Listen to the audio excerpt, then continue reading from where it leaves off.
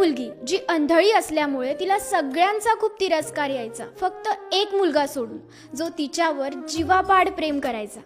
ती त्याला नेहमी म्हणायची की ज्या दिवसापासून मला दिसायला लागेल ना, त्याच दिवशी मी तुझ्याशी लग्न करेन. एके दिवशी तो मुलगा तिला न सांगता त्याचे डोळे तिला डोनेट करून टाकतो आणि मग तिला दिसायला लागल्यानंतर तो तिला विचारतो, आता माझ्याशी लग्न करशील ना?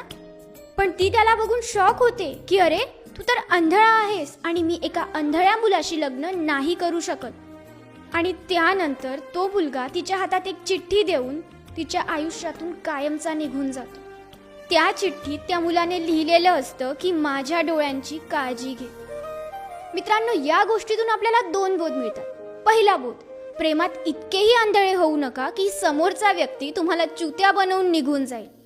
दुसरा महत्त्वाचा बोध, एखाद्या व्यक्तीशी इतकेही अटॅच होऊ नका, एखाद्या व्यक्तीला इतकाही जीव